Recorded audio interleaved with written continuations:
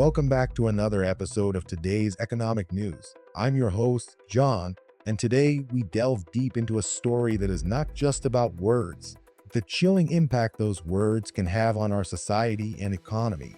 We are unpacking the comments made by Mallory McMorrow, a Democratic Senate candidate from Michigan, which have sparked a firestorm of controversy.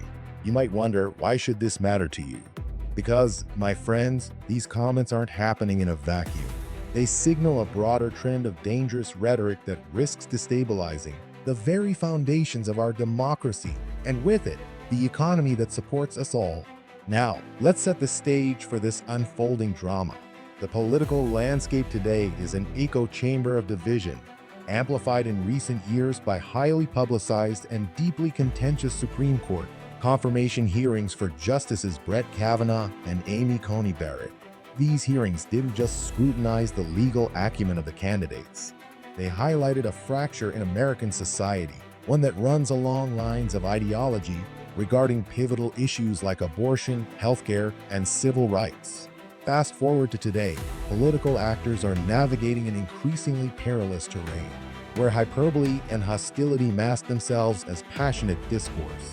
Before we dive into the specifics of McMorrow's controversial comments, consider this. Back in 2020, we witnessed Senate Minority Leader Chuck Schumer make remarks that many interpreted as inciting anger towards justices.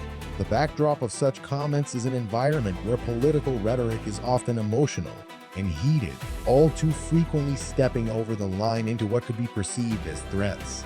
This dangerous trend raises questions about the responsible use of language in politics, as it waves a red flag about the implications for public safety and the sanctity of our democratic institutions. Now, let's dissect what McMorrow actually said.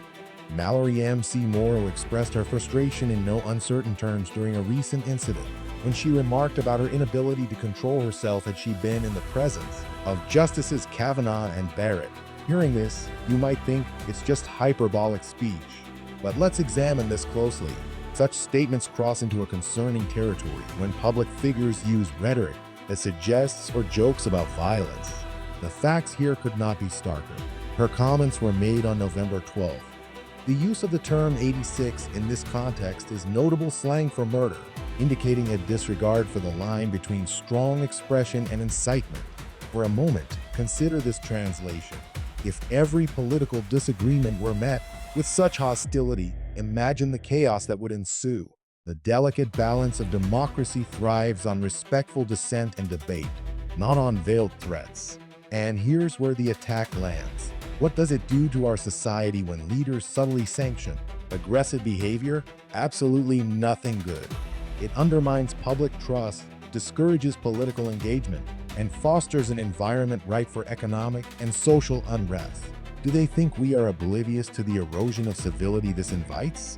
Supporters of McMorrow might argue she merely voiced pent-up frustration against what she perceives as judicial overreach. Yet this mainstream narrative ignores a harsher reality. Encouraging hostility against any public official not only corrodes democratic foundations, but cultivates a toxic atmosphere that emboldens mob mentality. The fear expressed loudly by conservative circles isn't merely support for their justices, but a plea for a return to civility. Let's take this conversation into a broader, libertarian lens. The political climate born of aggressive statements from figures like McMorrow stokes an unstable atmosphere that can deter investment and economic growth. Inflation and theft of opportunity result when confidence wanes, when people are wary of investing in a society that appears on the brink of chaos. Government incompetence is illuminated here. Such rhetoric marks a failure of our leaders to maintain civil discourse, leaving us with divisive policies that skirt real issues. Lastly, this erosion seeps into our personal freedoms. When political discourse normalizes such aggression, it threatens the liberties about which we care deeply. Imagine a world where aggression is a routine political tool. We've lost more than dialogue. We've lost the foundational principles of democracy. So as we draw this to a close, let me leave you with this.